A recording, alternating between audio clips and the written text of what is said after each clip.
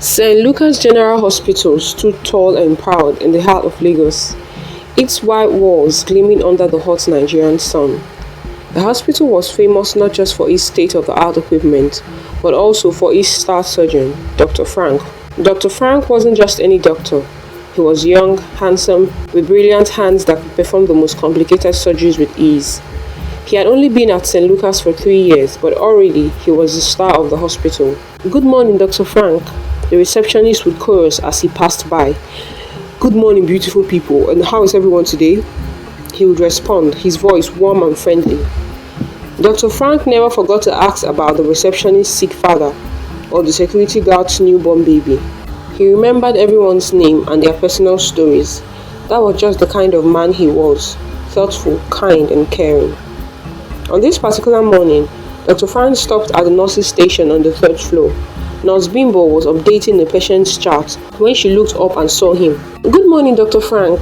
Today's schedule is already packed. You have 3 surgeries and the first one is in an hour. Mrs. Adebayo's heart valve replacement." Dr. Frank nodded, his eyes quickly scanning the files. "Thank you, Nurse Bimbo. Is the OR team ready?" "Yes, sir, everything is set." "Perfect. And how is Mr. Okonkwo doing? I mean the liver transplant patient from last week." "Oh, he's recovering well, sir. His family can't stop praising your name." Dr. Frank smiled humbly. "Well, God does the work. I assist." That was his famous line. Everyone at St. Lucas knew it. Whenever patients or families thanked him after a successful surgery, that was what he would always say. "Dr. Frank, the CEO wants to see you before your first surgery," Nurse Lisa said, putting down the phone. "Thank you, Lisa. I'll head here right now." Dr. Frank entered a large corner office where Dr. Willie Bakare, the CEO of St. Lucas, sat behind an imposing mahogany desk. "Ah, Frank, my boy. Sit down, sit down." Dr. Willie was in his 60s, with grey hair and the tired eyes of someone who had seen too much. Yet when Dr. Frank entered, those eyes seemed to light up. "I've been looking at your success rates, Frank. Absolutely impressive. The board is very pleased." Dr. Frank sat down, his posture perfect. "Thank you, sir. I'm only doing my job." "Don't be modest. 3 years at St. Lucas and you've already made us the top hospital in Nigeria. Patients come from all over the country just to see you. It's still a team effort, sir." Meanwhile, in the hospital cafeteria, a group of nurses sit around the table having lunch at their break. "Have you seen Dr. Frank today?" Nurse Lisa asked, her voice lowered but excited. That blue shirt under his white coat makes his eyes pop even more. "Oh, he's so handsome. But I don't understand why he's still single." All the nurses laughed except Nurse Abby. "What about you, Abby? Wouldn't you want to date Dr. Frank?" Lisa asked. Nurse Abby looked up, her expression serious. "Look, girls, Dr. Frank is handsome, rich and all, but I can never want to date him, abeg. That man is strange. Are you sure he's not demonic?" The table went silent before erupting in shocked laughter. "Abby, must you spiritualize everything?" Bimbo exclaimed. "You only saw him once muttering while conducting a surgery. Then the patient died, and you think he's demonic? Ha! Someone that was probably praying, knowing how hard the surgery was." Their conversation was interrupted by a beeping sound. All their pagers went off simultaneously. "Back to work, ladies," Bimbo sighed, getting up. The following week brought excitement to St. Lucas. It was time for the quarterly Staff Appreciation Week, a tradition where every staff member, from the CEO to the cleaners, were celebrated with a grand banquet. Awards would be given and promotions announced, and everyone looked forward to seeing their colleagues outside their usual scrubs and uniforms. "Where is Abby?" Bimbo asked as she applied mascara in the staff changing room. She wore a fitted red dress that complemented her dark skin. Lisa, adjusting her gold earrings, replied, "You did not hear? She said there's a prayer vigil in her church today, but she needed to help out with setting up the venue for the vigil. That's why she left early." "Ha! Abby no well, oh.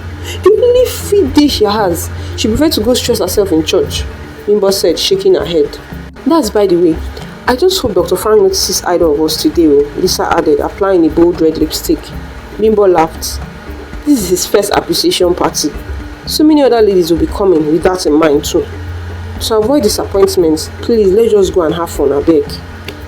The banquet hall of St. Lucas was transformed. Colorful lights, elegant decorations, and a large banner that read, "Thank you for saving lives," hung above the stage. Dr. Frank arrived wearing a well-tailored black suit that made more than a few heads turn. He moved through the crowd with ease, greeting everyone, his charm on full display. When the award ceremony began, no one was surprised when Dr. Frank's name was called repeatedly. Best surgical outcome of the quarter, most patient recommendation, and finally, Doctor of the Year. Dr. Willie beamed like a proud father as he handed Dr. Frank the final award. He then made another announcement that silenced the room. And I'm pleased to announce that Dr. Frank will now be joining our executive board as the youngest chief of surgery in the history of St. Lucas. At this announcement, there were more applause, more whispers, more curious glances. The following Monday began with chaos. An elderly woman was rushed into the emergency room, her condition critical. Nurses scrambled to stabilize her. Doctors were called, and in the midst of it all stood Nurse Abby, tears streaming down her face. "That's my mother, please save my mother," she cried out. "Abby, what happened?" Bimbo asked, leading her friend to a quieter corner while the medical team worked on her mother. Between sobs, Abby explained, "She's been sick for months. I didn't bring her here because I was scared. I took her to other hospitals, but she only got worse. It's my fault. It's all my fault." "What do you mean you were scared?" Lisa asked, confused. Abby wiped her tears again. I had this feeling about this hospital, about Dr. Frank. I did not trust him. But my mother is dying and I have no choice but to bring her here." "Abby, you're just being paranoid. Dr. Frank will save your mother, okay? Just relax." The emergency room doors opened and Dr. Peter walked in, quickly assessing the situation. "We need to operate her immediately," he announced after examining Abby's mother. "I'll prep the OR." Abby stepped forward.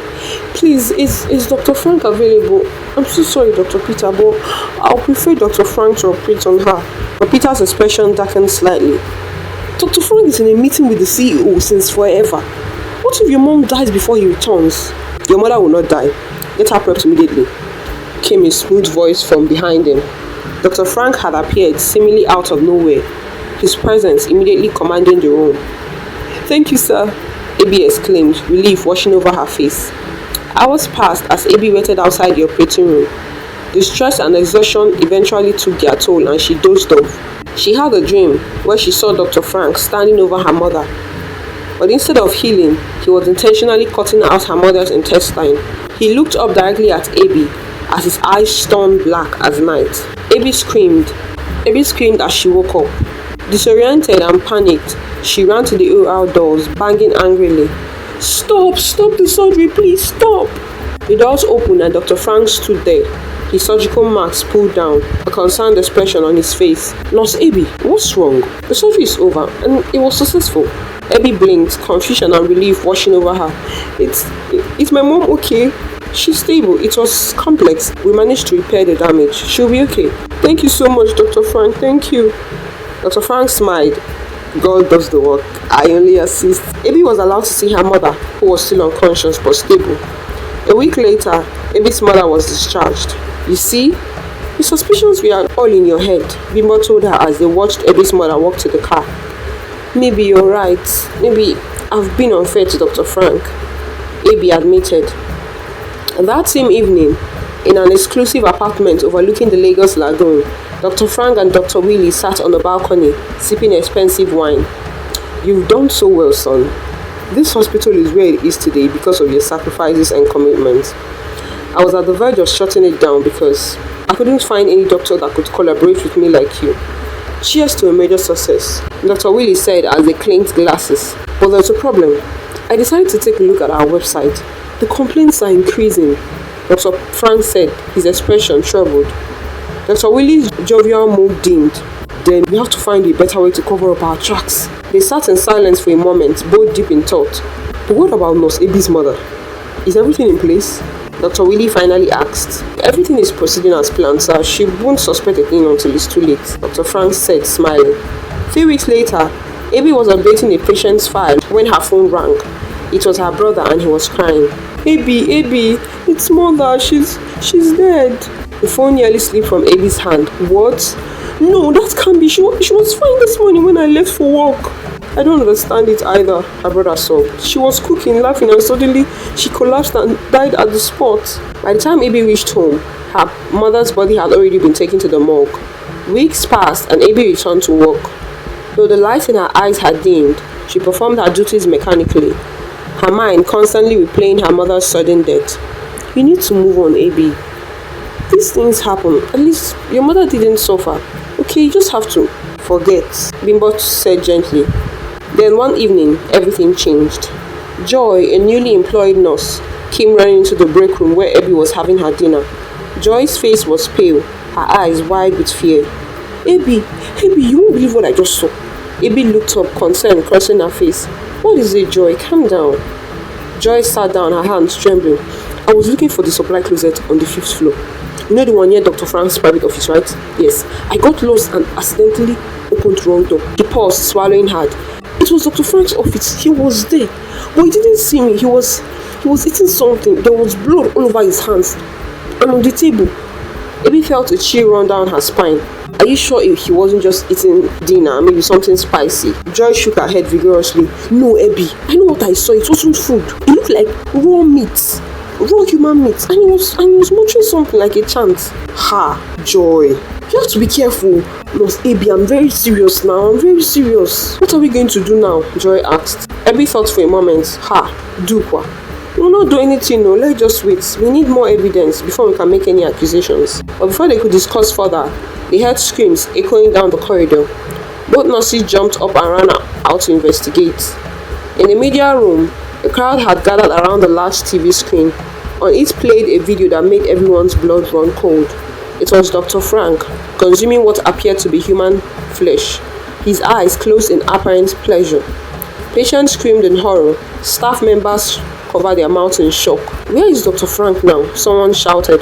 But Dr. Frank was nowhere to be found. In the days that followed, St. Lucas Hospital was thrown into chaos. The video had been leaked to the press and the story was all over the news. Former patients with grievances against the hospital filed lawsuits. In a press conference, Dr. Willie expressed shock and sadness, distancing himself from Dr. Frank. I saw how committed and intelligent he was. That was why I took interest in him. I never knew he was evil. He was engaging in such practices. But I'm grateful he was brought to light early, he told reporters. But when the police went to Dr. Frank's luxurious apartment to arrest him, they found him dead, though there were controversies if it was suicide or assassination. However, Dr. Frank hasn't always been evil. As a young doctor, the pressure to be the best and be rich made him seek diabolic means. In exchange for his success as a doctor, he did many evil things, from harvesting body organs and lying that the surgery was unsuccessful, to intentionally ending the life of newborns and using a vague medical term to cover up. He only never expected to be caught so soon. Weeks later, Abby and Bimbo sat at the nearly empty cafeteria. This hospital is now scary. I'm still in shock that the charming and kind Dr. Frank was this evil. Who is now good? Bimbo said, her voice low. Abby sighed. I am good, honey. I've always felt something was off with Dr. Frank, but you girls never believed me. The thing is, whoever he was working for may continue from where he stopped. So, while I never finish, Bimbo's eyes widened. Dr. Willie was too close to him. They had secret meetings all the time. And my mother, she died so suddenly after Dr. Frank operated on her. Not to mention the other complaints from different patients. And to submit resignation letter with that, Bimbo said, laughing. Abby nodded, looking around the familiar walls of St. Lucas. My dear, the devil doesn't always come with horns and a tail. Sometimes he comes with a stethoscope and a smile, saying, God does the work, I assist. They both laughed.